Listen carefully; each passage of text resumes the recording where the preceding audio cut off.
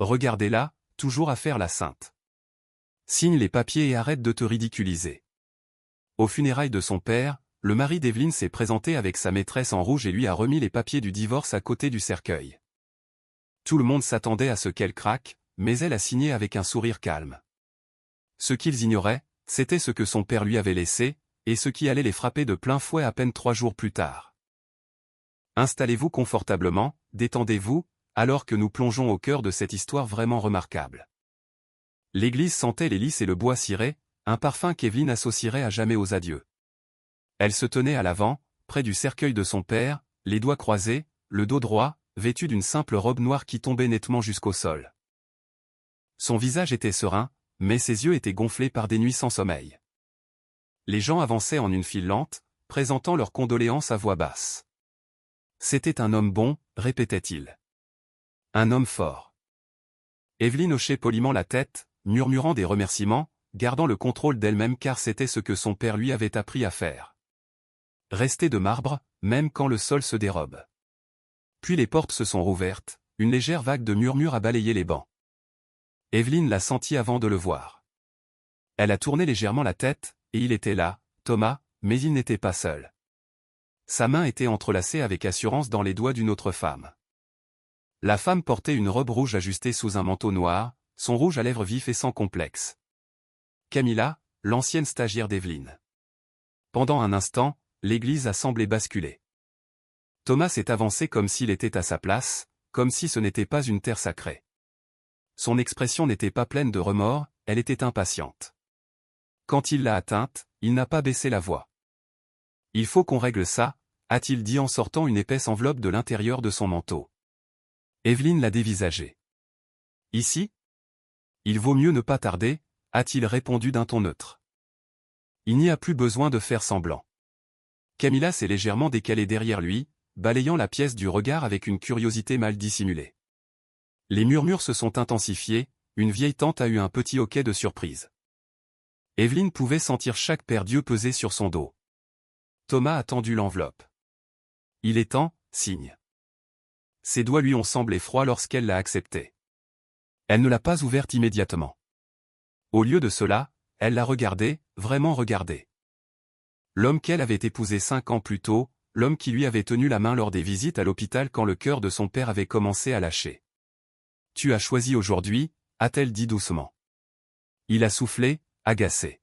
« Ne fais pas de scène. » Un sourire léger, presque invisible, a effleuré ses lèvres. « Tu l'as déjà fait. » Elle a ouvert l'enveloppe, des papiers de divorce, soigneusement rédigés, préparés à l'avance. Elle a feuilleté les pages sans trembler. Thomas s'est balancé sur ses pieds, impatient. Camilla a croisé les bras. « Tu aurais pu attendre, » a dit Evelyne. « Pourquoi faire ?» a répondu Thomas, « Ton père n'est plus là. » Il n'y a aucune raison de sauver les apparences. Les mots ont frappé plus fort qu'une gifle, mais Evelyne n'a pas pleuré. Au lieu de cela, elle a plongé la main dans son sac, en a sorti un stylo, et a signé. Le grattement de l'encre sur le papier a résonné plus fort que la musique d'orgue qui jouait doucement en fond. Des exclamations de surprise ont parcouru les bancs, Thomas a cligné des yeux, surpris par sa rapidité. « C'est tout » a-t-il demandé. « C'est tout » a-t-elle répondu calmement en lui tendant les documents signés. Camilla s'est approchée, sa confiance restaurée. « J'espère que nous pourrons tous aller de l'avant avec maturité » a-t-elle dit de sa voix faussement douce. Evelyne l'a regardée, non pas avec colère, mais avec lucidité. « Tu te tiens devant le cercueil de mon père » a-t-elle dit d'un ton égal. « Souviens-t'en. » Le sourire de Camilla a vacillé. Thomas a rangé les papiers dans l'enveloppe. « Nous finaliserons tout bientôt. » Evelyne a hoché la tête une fois. « Oui, nous le ferons. » Il s'est retourné et s'est éloigné. Les talons de Camilla claquaient sèchement contre le sol en marbre. Les portes de l'église se sont refermées derrière eux, mais l'écho a persisté. Evelyne est restée immobile pendant plusieurs secondes. Puis elle s'est avancée et a posé doucement sa main sur le cercueil de son père. « Je suis désolée que tu aies dû voir ça » a-t-elle murmuré. Sa mère s'est approchée silencieusement. « Est-ce que ça va ?» Evelyne a inspiré lentement. « Maintenant, oui. » Le service a continué. Des discours ont été prononcés, des souvenirs partagés. Quand ce fut son tour de parler, Evelyne s'est approchée du pupitre avec le même sang-froid qu'elle avait montré quelques instants plus tôt. Mon père m'a appris beaucoup de choses, a-t-elle commencé, la voix assurée. Mais la leçon la plus importante était celle-ci. La dignité est quelque chose que personne ne peut vous enlever à moins que vous ne la cédiez. Son regard a balayé brièvement les portes du fond par lesquelles Thomas était sorti. Aujourd'hui, je choisis de garder la mienne. Des applaudissements ont rempli la pièce, pas bruyants, mais fermes, encourageants. Au moment où l'enterrement s'est terminé et que la foule s'est dispersée, les murmures avaient changé de ton, n'étant plus compatissants, mais respectueux. Evelyne se tenait seule près de la tombe après le départ de tout le monde. Le vent tirait doucement sur ses cheveux. Elle sentait le poids du chagrin, mais en dessous, quelque chose d'autre s'agitait. Pas de la rage, pas de la vengeance, quelque chose de plus vif. Thomas croyait qu'il avait mis fin à quelque chose. Il croyait s'en être sorti les mains propres. Mais Evelyne avait compris quelque chose qui lui échappait. Quand une tempête traverse votre vie, elle ne fait pas que détruire, elle révèle. Et ce qui venait d'être révélé allait tout changer. Camilla n'avait pas toujours été audacieuse. Lorsqu'elle a rejoint l'entreprise 3 ans plus tôt, elle était timide, les yeux grands ouverts, reconnaissante de l'opportunité. Evelyne se souvenait de l'avoir encadré personnellement, de lui avoir expliqué les présentations clients, d'avoir corrigé ses brouillons avec douceur, d'avoir encouragé son ambition. La confiance est silencieuse, lui avait dit un jour Evelyne. Tu n'as pas besoin d'être bruyante pour être puissante. Camilla avait hoché la tête avec empressement. Maintenant, elle se tenait aux côtés de Thomas en public, portant la confiance comme des bijoux d'emprunt. Evelyne soupçonnait la liaison depuis des mois. Thomas était devenu distant. Les voyages d'affaires s'allongeaient. Les appels téléphoniques devenaient prudents. Une fois, elle avait trouvé le reçu d'une suite d'hôtels qui n'avait jamais été mentionné dans ses rapports de voyage. Elle l'avait confronté calmement. « Tu t'imagines des choses ?» avait-il répondu d'un ton dédaigneux. « Tu es trop sensible. » Elle n'avait pas discuté. Au lieu de cela, elle a observé. Les schémas disaient la vérité, les mots essayaient de la cacher. Elle a appris à garder le silence non pas parce qu'elle était faible, mais parce que la santé de son père déclinait rapidement. Le stress d'un scandale l'aurait anéanti. Alors elle a enduré silencieusement, attendant le bon moment. 3 jours avant son décès, son père l'avait appelé dans son bureau. Sa voix était plus faible, mais ses yeux étaient toujours aussi vifs. « Assieds-toi » lui a-t-il dit. Elle s'est assise en face de lui, sentant la gravité de la situation. « J'ai mis à jour les documents » a-t-il dit en faisant glisser un dossier vers elle. « Le contrôle total t'est transféré immédiatement. » Elle a froncé les sourcils. « Papa, Thomas aide déjà à gérer les opérations. »« Je sais » a-t-il répondu d'un ton égal.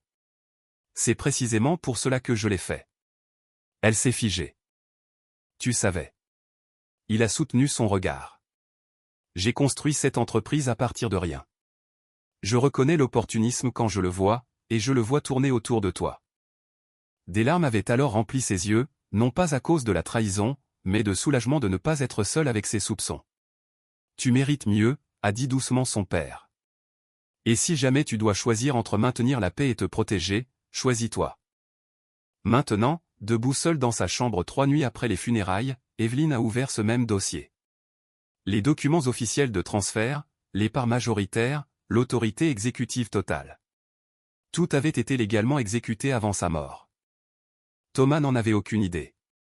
Le lendemain matin, elle a rencontré l'avocat de la famille, M. Harding. Son bureau surplombait les toits de la ville. « Vous êtes certaine de vouloir procéder immédiatement » a-t-il demandé. « Oui » a répondu Evelyne. « Toutes les propriétés communes liées à la succession de mon père doivent être examinées. Je l'ai l'accès là où c'est nécessaire. » Harding a ajusté ses lunettes. « Votre mari pourrait contester. Il ne peut pas essayer. » Il n'y avait aucun tremblement dans sa voix. Dans l'après-midi, elle s'est rendue à la banque. « J'aimerais mettre à jour l'autorisation sur les comptes d'entreprise partagés » a-t-elle dit poliment. Le directeur a reconnu son nom instantanément. En quelques heures, l'accès de Thomas aux comptes liés aux avoirs de son père a été révoqué. Ce soir-là, Thomas et Camilla ont trinqué au champagne dans l'appartement de la tour que Thomas pensait garder. À la liberté, Harry Camilla. Thomas a eu un sourire en coin. A une vie meilleure. Aucun des deux n'a remarqué les emails de notification qui arrivaient dans sa boîte de réception. Evelyne a passé les 2 jours suivants à examiner les contrats. Les propriétés achetées grâce aux indemnités de l'entreprise ont été récupérées. Les cartes d'entreprise ont été suspendues. Elle a avancé silencieusement, précisément comme un joueur d'échecs, anticipant les coups avec 3 coups d'avance. Le 3e jour, le conseil d'administration a reçu une notification officielle, la transition de propriété prenant effet immédiatement. Réunion d'urgence programmée. Thomas a reçu l'appel juste après midi. Nous avons besoin de votre présence demain, a déclaré le président. La nouvelle direction exposera les changements structurels. La nouvelle direction, a répété Thomas. Oui, Madame Evelyn Stanton. La ligne est devenue silencieuse. Camilla, assise en face de lui, a froncé les sourcils. Qu'est-ce qu'il y a? Il a dégluti. Elle est PDG. Camilla a ri nerveusement. Ce n'est pas possible, mais ça l'était. Thomas a à peine dormi cette nuit-là. Il a repassé l'appel en boucle dans son esprit. Il devait y avoir un malentendu. Evelyne n'avait jamais montré d'intérêt pour les opérations quotidiennes au-delà des apparitions honorifiques. Il s'occupait des négociations.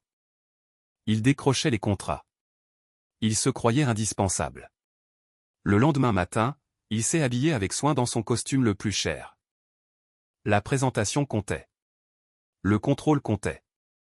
Il est arrivé au siège 10 minutes en avance, s'attendant à dissiper la confusion. Les employés l'ont regardé différemment à son entrée. Les conversations se sont interrompues. Les regards l'ont suivi dans le couloir. Il a redressé les épaules. À l'intérieur de la salle de conférence, les directeurs étaient assis en silence. Des papiers étaient empilés proprement à chaque place. En bout de table, était assise Evelyne. Imperturbable. Thomas s'est arrêté net. Qu'est-ce que c'est que ça? Evelyne a levé les yeux. Une réunion de restructuration. Tu m'as pris par surprise. Non, a-t-elle répondu calmement. Tu ne faisais tout simplement pas attention. Il a tiré sa chaise brusquement. C'est absurde. Le président s'est raclé la gorge. Les documents de transition de propriété ont été vérifiés. Madame Stanton détient désormais le contrôle majoritaire. Thomas s'est tourné vers Evelyne. Tu avais prévu ça. Elle a soutenu son regard avec assurance. Je me suis préparé. Un dossier a glissé sur la table vers lui. Il l'a ouvert. Rupture de contrat, effet immédiat. Les citations des clauses étaient surlignées. Tu ne peux pas me renvoyer, a-t-il dit d'un ton sec. Je le peux, a-t-elle répondu. Tes privilèges de direction étaient liés au partenariat conjugal et à l'autorité déléguée. Les deux sont annulés. Le silence a rempli la pièce. Tu prends une décision émotionnelle, a accusé Thomas. Evelyne a secoué légèrement la tête. Non, je prends une décision commerciale. Le président a repris la parole. Il y a eu des divergences dans les dépenses. Thomas s'est raidi. Des ressources de l'entreprise allouées à un usage personnel. Le président a continué. Thomas a jeté un coup d'œil vers les murs de verre, où Camilla attendait dans le couloir. Evelyne a suivi son regard brièvement. La sécurité t'escortera après cette réunion. Tu m'humilies, a-t-il sifflé. Tu l'as fait toi-même. Elle s'est levée. Messieurs, je propose une expansion dans le développement des énergies renouvelables et l'infrastructure numérique. Je ferai circuler les prévisions d'ici la fin de la semaine. Les membres du conseil ont hoché la tête lentement, impressionnés par sa maîtrise. Thomas s'est levé brusquement. Ce n'est pas fini. Si, ça l'est, a dit simplement Evelyne. La sécurité a escorté Thomas hors du bâtiment avant midi. Les employés regardaient ouvertement maintenant. Camilla s'est précipitée vers lui. Que s'est-il passé? Il a serré les mâchoires. Elle m'a renvoyé.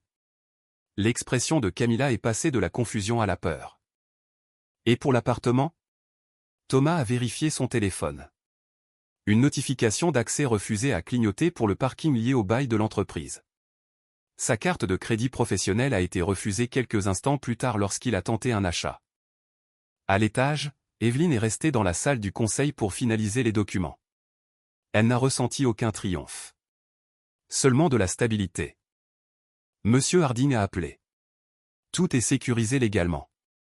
Merci, a-t-elle répondu. Plus tard dans l'après-midi, elle a traversé l'étage de la direction seule. Les employés se sont redressés sur son passage. Certains ont présenté de discrètes félicitations.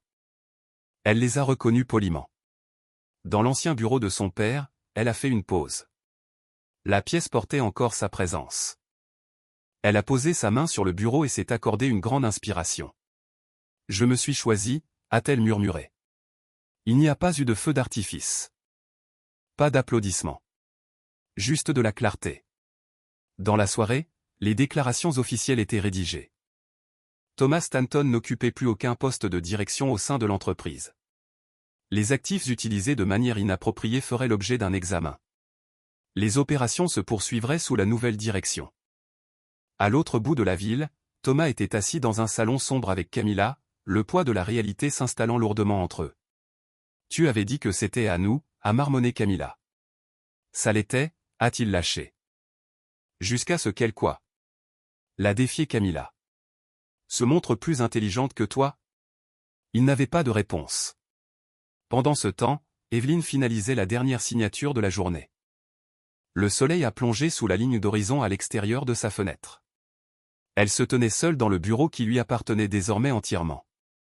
Non pas par mariage, mais par mérite et par héritage. Son père lui avait dit un jour que le pouvoir révèle le caractère. Aujourd'hui, il avait révélé le sien. Camilla s'était imaginé que la victoire aurait le goût du champagne, des draps de soie, et de la douce envie des autres femmes. Elle s'imaginait entrer dans les pièces au bras de Thomas pendant que les gens murmuraient, non par pitié, mais par admiration. Elle s'imaginait Evelyn disparaissant silencieusement, signant les papiers, se recroquevillant dans le chagrin, devenant une histoire que les gens oublieraient. Au lieu de cela, Camilla s'est réveillée dans un silence froid et dur qui donnait l'impression que l'appartement était emprunté. La ligne d'horizon de la ville à l'extérieur de la fenêtre brillait toujours comme d'habitude, mais à l'intérieur, tout avait changé.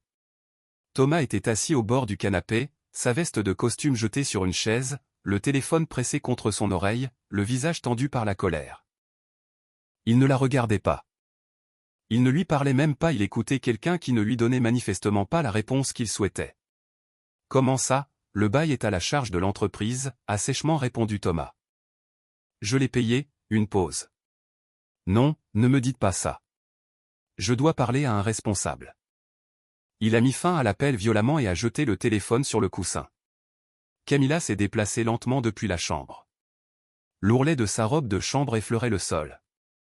Elle a essayé de garder une voix légère, taquine, comme elle le faisait toujours quand elle voulait l'adoucir.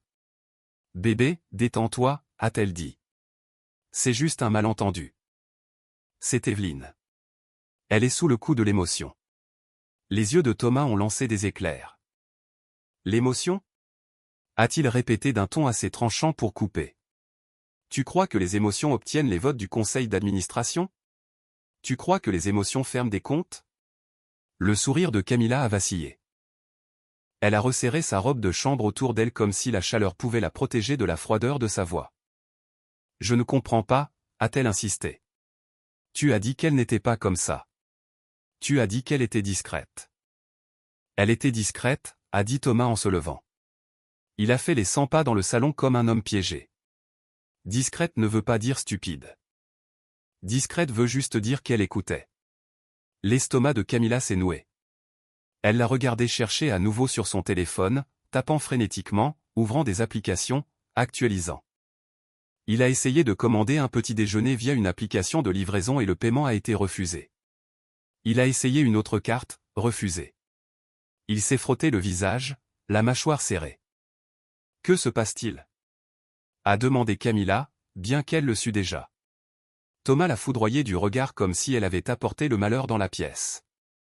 Ce qui se passe, c'est que je suis bloqué de tout ce qui est lié à l'entreprise, a-t-il dit. Et sans l'entreprise, la moitié des choses que je pensais être miennes ne l'ont jamais été.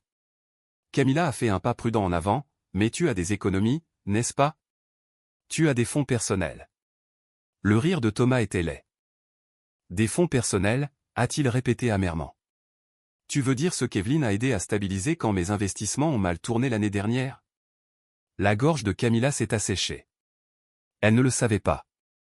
Elle avait supposé que Thomas était un homme aux réserves inépuisables, un homme qui pouvait lui acheter sa vie comme un panier cadeau. La réalité, que sa richesse avait des échafaudages et qu'Evelyn en avait peut-être fait partie, l'a soudainement fait se sentir stupide. Elle a changé de tactique, essayant de reprendre le contrôle. On s'en sortira, a-t-elle dit rapidement. On recommencera. Tu obtiendras un autre poste. Les gens te connaissent. Thomas s'est arrêté de faire les 100 pas et l'a regardé. Ils me connaissent, a-t-il dit lentement. Ils savent que j'ai remis à ma femme des papiers de divorce aux funérailles de son père. Voilà ce qu'ils savent. Camilla a tressailli. Ce n'était pas mon idée, a-t-elle lâché. Tu m'as dit que ce serait plus propre comme ça. Tu as dit qu'elle signerait. Tu as dit qu'elle serait trop brisée pour se battre. Les yeux de Thomas se sont plissés. Et tu as apprécié, a-t-il dit. Les lèvres de Camilla se sont entr'ouvertes. Ce n'est pas tu as apprécié d'entrer dans cette église en rouge? L'a-t-il coupé. Ne fais pas semblant du contraire. Les joues de Camilla ont brûlé. J'ai porté ce que je voulais, a-t-elle répliqué. Je ne suis pas responsable de ses émotions. Thomas s'est approché, la voix basse. Tu n'es pas responsable de ses émotions, non, mais tu es responsable de ton manque de respect, a-t-il dit. Et maintenant, tu es dans mon salon en train de me parler d'économie, comme si tu avais déjà sacrifié quoi que ce soit. Les mots l'ont frappé comme une gifle. Camilla s'est redressée. Excuse-moi, a-t-elle dit, offensée. Je n'ai pas demandé ce stress. Je ne t'ai pas demandé de perdre ton emploi. Thomas a encore ri, mais il n'y avait aucun humour là-dedans. Bien sûr que non, a-t-il dit. Tu as juste demandé la récompense. La peur de Camilla s'est transformée en colère. Ne fais pas ça, a-t-elle sifflé.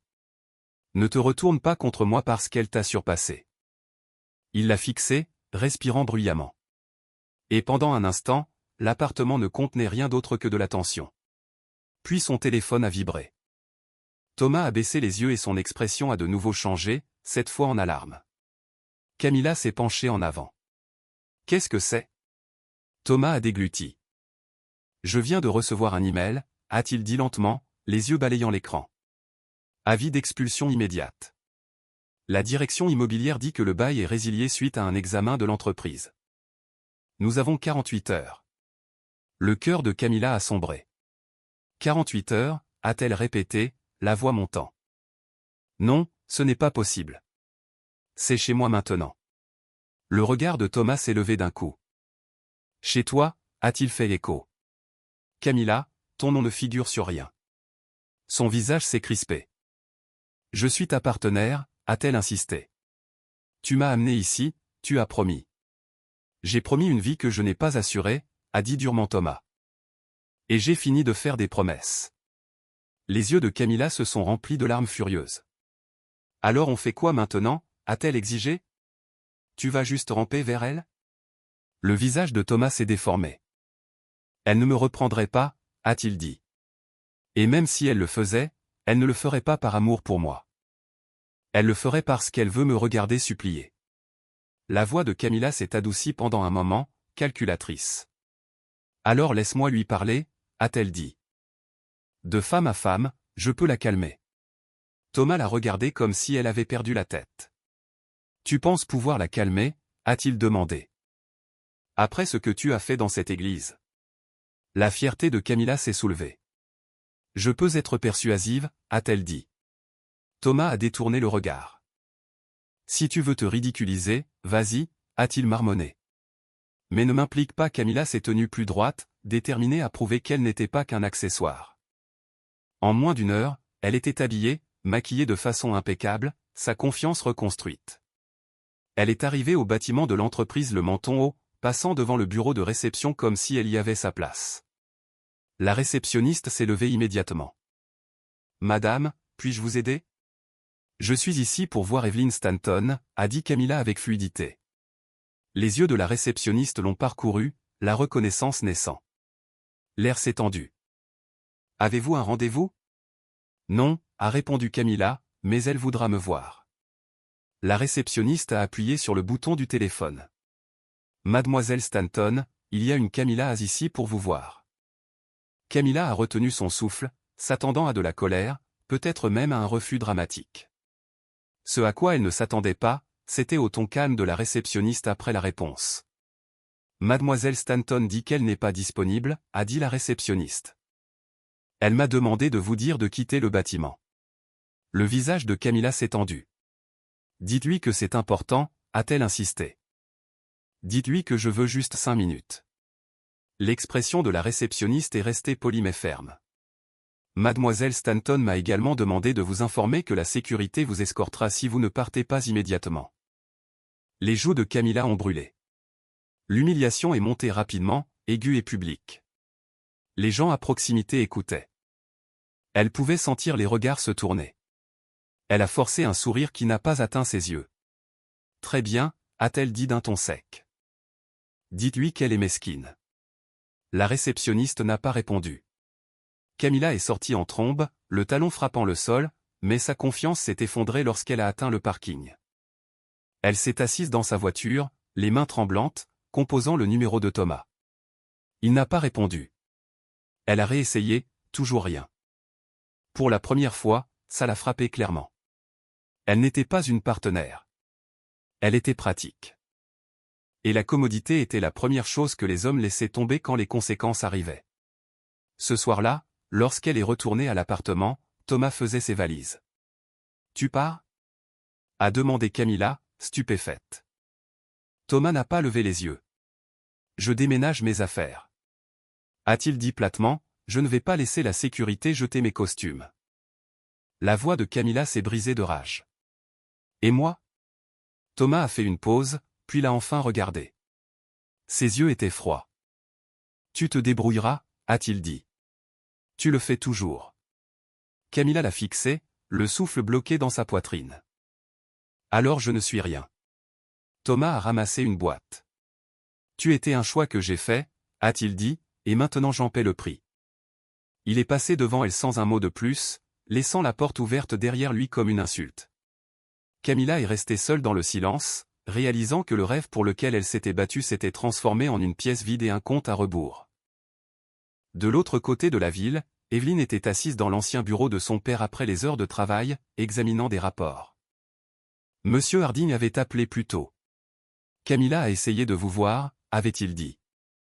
Je sais, a répondu Evelyn, voulez-vous que je dépose une ordonnance d'éloignement si elle revient? Evelyn a fermé doucement son dossier. Non, a-t-elle dit. Je n'ai pas besoin de distance légale. J'ai de la clarté. Elle a regardé les lumières de la ville et a senti le chagrin toujours présent, lourd mais plus étouffant. Elle n'a pas souri, mais elle a ressenti quelque chose de proche de la paix. Ils avaient voulu lui enseigner la perte. Au lieu de cela, la perte lui avait enseigné la liberté. Le scandale s'est répandu dans le monde des affaires comme de la fumée. Silencieusement d'abord, puis partout.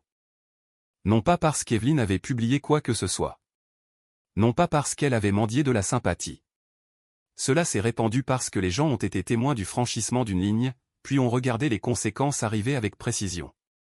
Le lundi matin, le nom de Thomas était devenu un avertissement. Dans un café près du quartier financier, 2 hommes en costume sur mesure parlaient à voix basse devant leur café. « C'est lui » a murmuré l'un d'eux, faisant un signe de tête vers Thomas qui entrait et regardait autour de lui, scrutant les visages. « Le type qui a remis les papiers du divorce à un enterrement » a demandé l'autre. « Ouais » a répondu le premier, devant le cercueil. Thomas n'a rien entendu, mais il l'a senti. Il a senti comment les conversations s'interrompaient. Il a senti la façon dont les regards glissaient ailleurs, comme s'ils portaient quelque chose de contagieux. Il s'est approché du comptoir et a commandé un latte. La barista a souri poliment, mais il y avait une raideur dans son expression qui l'a fait se sentir minuscule. Quand il s'est assis, il a sorti son téléphone et a commencé à envoyer des messages. Des textes courts et confiants à des personnes qu'il avait autrefois considérées comme des alliés. « J'espère que tu vas bien, rattrapons le temps perdu bientôt. J'aimerais discuter d'une opportunité. » Il a fixé l'écran, attendant des réponses. Les minutes ont passé. Puis une réponse est arrivée. Semaine chargée, je te recontacterai. Puis une autre, désolé, je ne peux pas me libérer, bonne continuation. La troisième a été la plus dure car elle était honnête. Thomas, je vais être direct. L'image autour de toi n'est pas bonne en ce moment. Je ne peux pas y associer mon nom. La mâchoire de Thomas s'est serrée. Il a posé le téléphone, fixant la table comme si elle l'avait trahi. Pendant ce temps, le bureau d'Evelyne était animé, mais ce n'était pas chaotique. Elle avait été claire. Pas de ragot, pas de célébration, pas de complaisance. L'entreprise ne deviendrait pas le théâtre de sa vie personnelle. Elle a tenu sa première réunion de personnel avec les chefs de service dans une salle de conférence lumineuse. L'atmosphère était prudente. Les gens ne savaient pas quelle version d'Evelyne ils allaient rencontrer. Fille en deuil, épouse trahie, femme en colère. Evelyne s'est tenue à l'avant, une tablette à la main, et a parlé calmement. « Merci d'être là », a-t-elle dit. « Je ne suis pas intéressée par la gestion de cette entreprise sur l'émotion. Je suis intéressée par sa gestion sur l'excellence. » Quelques têtes se sont relevées, surprises. Notre fondateur, mon père, croyait que la stabilité est un cadeau que vous faites aux gens, a-t-elle poursuivi. Alors soyons clairs. Vos emplois ne sont pas menacés par le changement de direction. Votre travail compte. Nous serons transparents quant à la restructuration.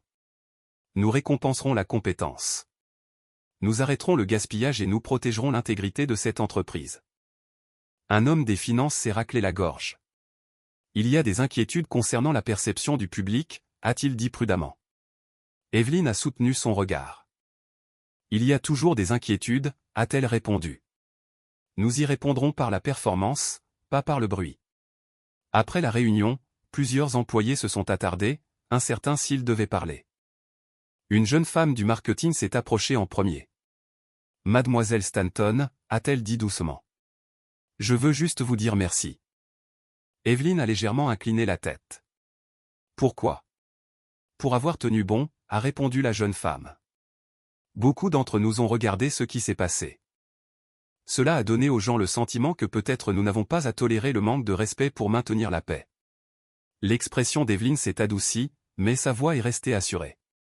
Personne ne devrait avoir à tolérer le manque de respect, a-t-elle dit.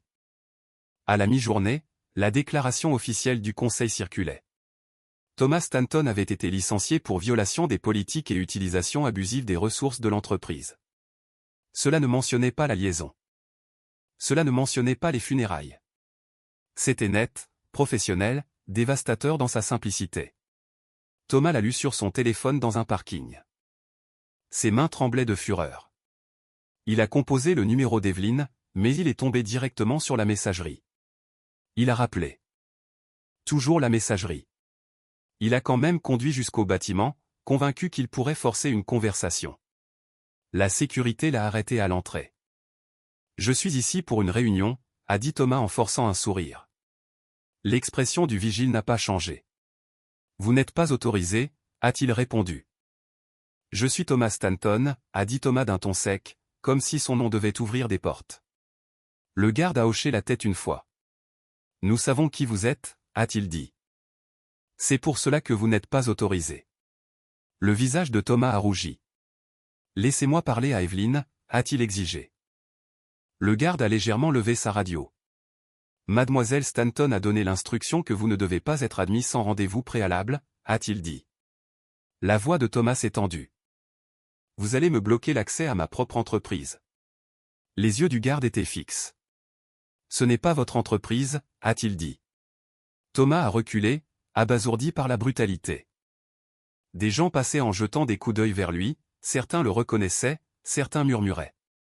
L'humiliation brûlait dans sa gorge. À l'intérieur, Evelyne a reçu un bref message de la sécurité. Tentative d'entrée de Thomas Stanton, refusée. Evelyne l'a lu une fois, puis l'a supprimé.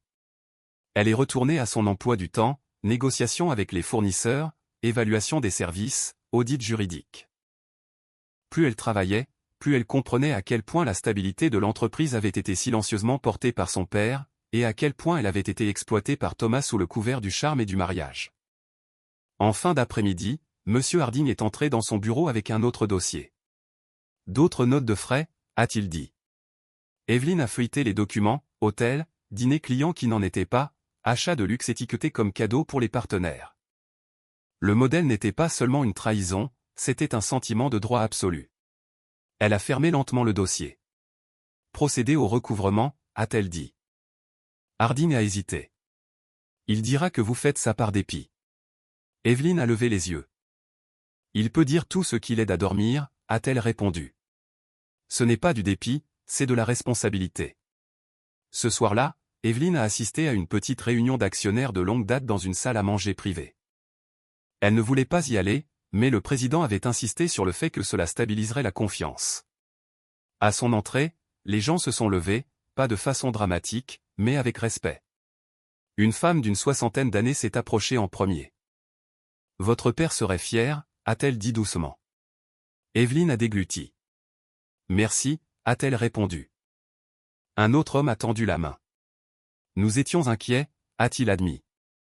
« Mais votre première semaine a été impressionnante. » Evelyn a hoché la tête. « Je suis ici pour protéger ce que mon père a construit », a-t-elle dit, pas pour faire une performance. De l'autre côté de la ville, Thomas était assis seul dans un appartement de location sombre qu'il s'était trouvé après l'effondrement de la situation avec l'autre logement. L'endroit sentait le carton et la peinture bon marché. Son téléphone a vibré avec un message de Camilla. « Il faut qu'on parle. » Il l'a fixé, puis l'a ignoré. Il a ouvert son ordinateur portable et a cherché des offres d'emploi, parcourant des postes inférieurs à son ancien statut. À chaque fois qu'il tapait son nom dans une barre de recherche, les mêmes gros titres apparaissaient sous différentes formes. Divorce signifié aux funérailles. Cadre licencié quelques jours plus tard. Il a fermé brutalement l'ordinateur portable, respirant fort. Pour la première fois, Thomas a compris ce qu'Evelyn voulait dire lorsqu'elle avait affirmé qu'il y avait mis fin ce jour-là et qu'il ne savait tout simplement pas à quoi il avait mis fin. Il n'avait pas seulement perdu une épouse. Il avait perdu une protection. Le chagrin d'Evelyn n'a pas disparu. Il a changé de forme. Certains matins, il pesait lourdement dans sa poitrine alors qu'elle conduisait pour aller travailler, entendant la voix de son père dans son esprit comme on entend une chanson qu'on ne peut pas éteindre. D'autres jours, il arrivait de façon inattendue. Quand elle passait devant une librairie qu'il adorait. Quand elle voyait un homme plus âgé rire avec sa fille à la terrasse d'un café. Mais elle n'a pas laissé le chagrin la figer. Elle l'a laissé la faire avancer. Après 3 semaines à la direction, Evelyn s'est assise avec l'équipe des opérations et a pointé un graphique affiché sur l'écran.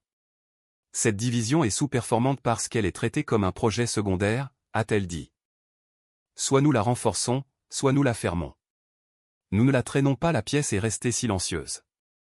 Son directeur des opérations, M. Kessler, s'est raclé la gorge. Votre père a toujours cru en la patience, a-t-il dit prudemment. Evelyn a hoché la tête. Moi aussi, a-t-elle répondu. Mais la patience n'est pas la même chose que l'évitement. Elle s'est tournée vers un autre cadre.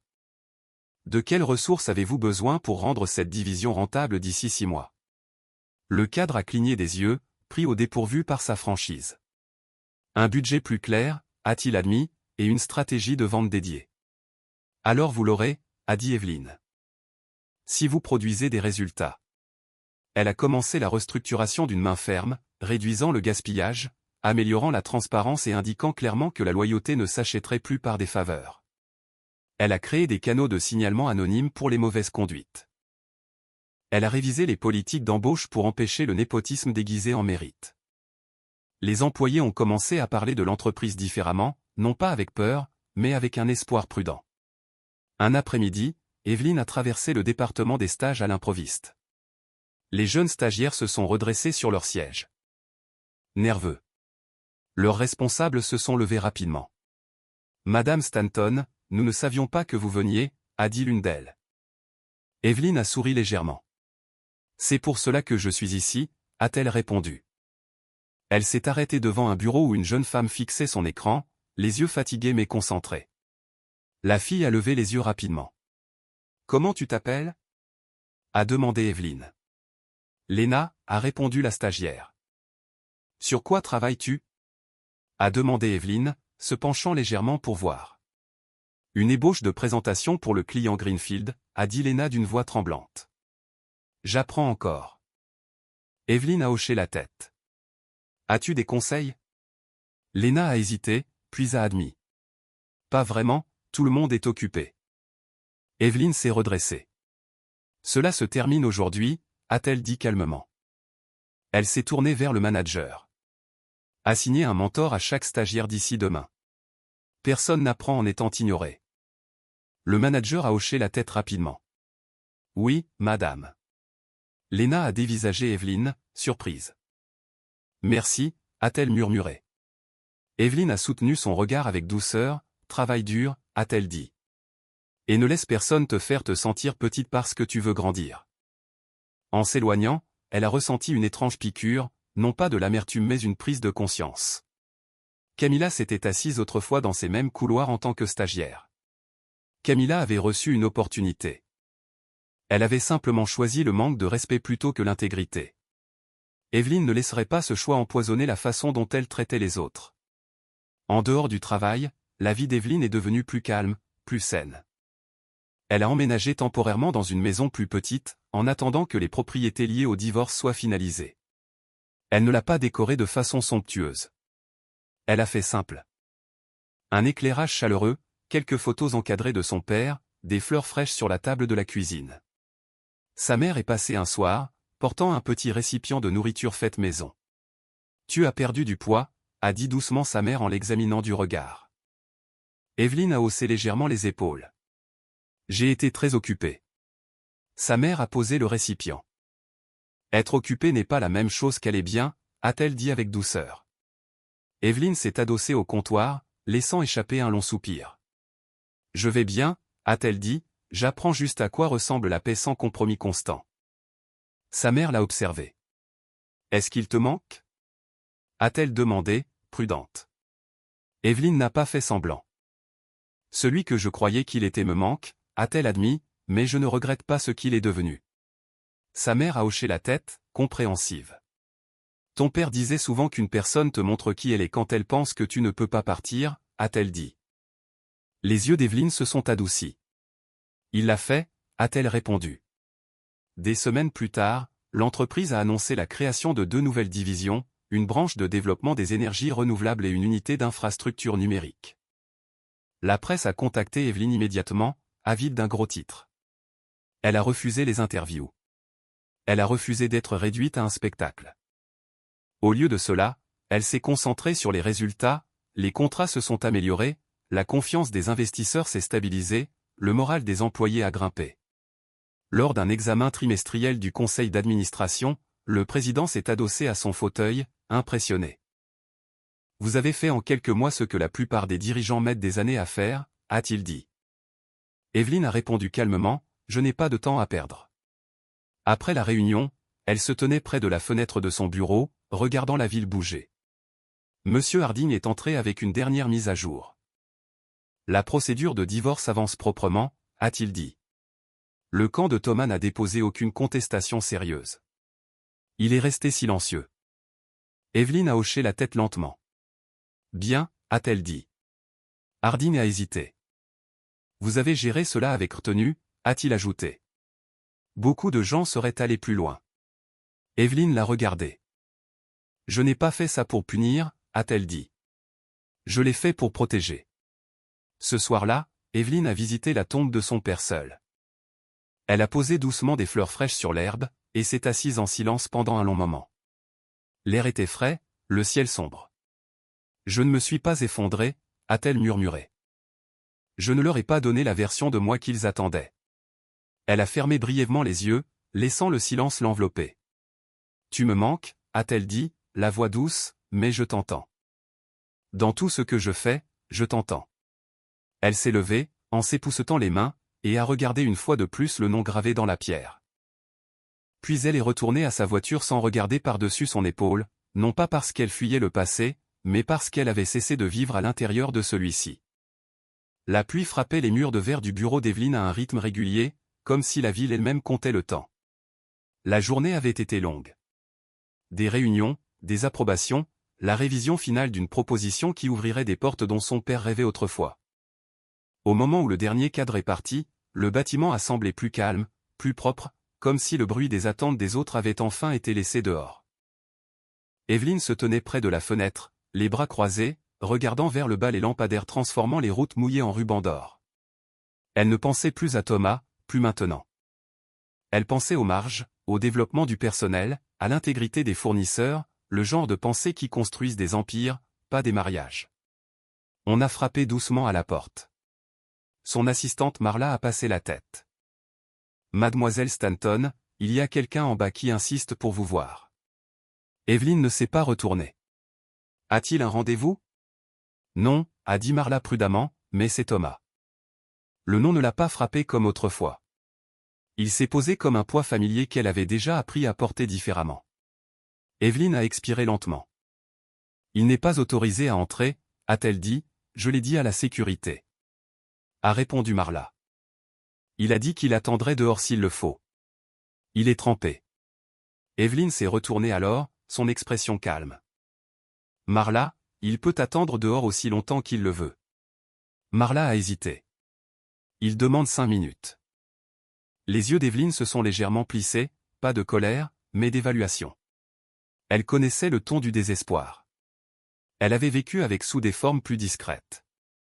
Les frustrations de Thomas déguisées en sentiment de supériorité. Son sentiment d'avoir tous les droits habillés de charme. Maintenant le déguisement était tombé. 5 minutes, a-t-elle répété doucement. Marla a hoché la tête. Il dit que c'est important. Evelyn est retournée à son bureau et a pris un dossier qu'elle n'avait pas terminé. Dites-lui de monter, a-t-elle dit. La voix égale. Une seule fois. S'il élève la voix, la sécurité l'escorte immédiatement dehors. Marla a cligné des yeux, surprise. Oui, madame. 2 minutes plus tard, les portes de l'ascenseur se sont ouvertes au bout du couloir. Evelyn est restée assise, la posture droite, les mains jointes sur le bureau. Elle n'a pas préparé de discours. Elle n'a pas répété de réplique. Elle n'avait pas besoin d'armes. Elle avait des limites. Thomas est apparu sur le pas de la porte comme un homme qui avait été poussé hors de sa propre histoire. Son costume était froissé, ses cheveux humides, son visage tiré. Le cadre confiant qui entrait autrefois dans les pièces comme si le monde lui devait de l'espace semblait maintenant plus petit, comme si la pluie avait emporté son armure. Il est resté là, sans entrer immédiatement. Evelyn, a-t-il dit doucement. Elle n'a pas souri. Thomas. Il est entré lentement, fermant la porte derrière lui, observant son bureau. Le mur de fenêtre, le bureau organisé, la photo encadrée de son père. La lueur calme de la lampe. Tu as l'air, a-t-il commencé. Dis ce que tu es venu dire, l'a interrompu Evelyn fermement. J'ai fait une erreur, a-t-il dit. Laquelle? A-t-elle demandé. Tout, a-t-il avoué. Le moment, l'amener là-bas, je pensais que l'humiliation me ferait me sentir puissant. Tu pensais pouvoir m'effacer, a-t-elle dit calmement. Je savais que tu étais loyal, a-t-il insisté faiblement. La loyauté n'est pas d'être disponible pour le manque de respect, a-t-elle dit. Je ne sais plus quoi faire maintenant, a-t-il murmuré. Personne ne rappelle. Elle est partie. Elle est partie, a dit Evelyn. C'est ce que font généralement les conséquences. J'ai besoin de quelque chose, une recommandation, un contact, a-t-il dit. Tu veux que je te sauve, a-t-elle dit. Je veux que tu empêches que ça empire, a-t-il répondu. Tu m'as remis des papiers de divorce devant le cercueil de mon père. Tu as essayé d'effacer ma dignité, a-t-elle dit. Je sais, a-t-il murmuré. Elle lui a tendu une carte de visite. Tends la main et prends ça, un conseiller d'orientation. Tu as demandé de l'aide pour te reconstruire, c'est de l'aide. Tu te moques de moi, a-t-il dit. Non, tu as besoin d'une remise à zéro.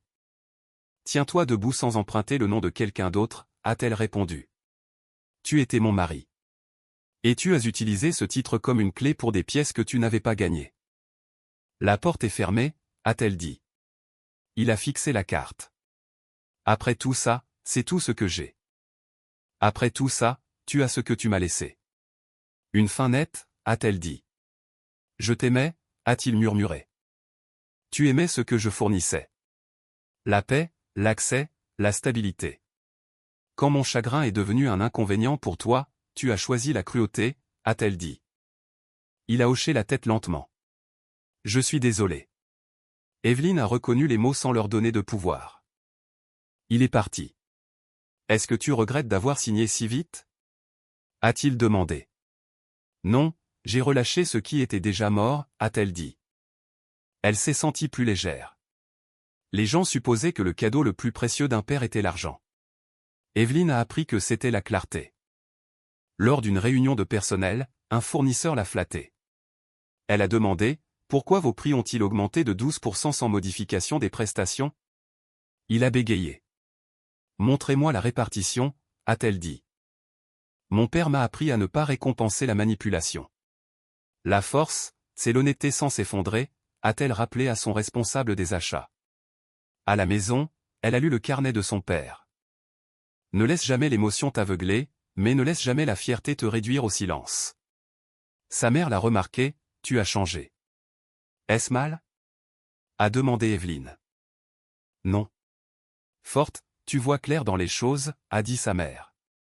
Te sens-tu parfois seule? Parfois. J'étais plus seule dans mon mariage, a admis Evelyne. Elle a lancé silencieusement la bourse de son père, relisant des essais tard dans la nuit. L'un d'eux disait « Je ne veux pas que ma vie soit optionnelle ». Evelyne a murmuré « Moi non plus », et l'a approuvé. Un directeur plus âgé a remis en question le budget. Mon père investissait dans les gens avant le profit. Nous honorerons cela, a-t-elle dit.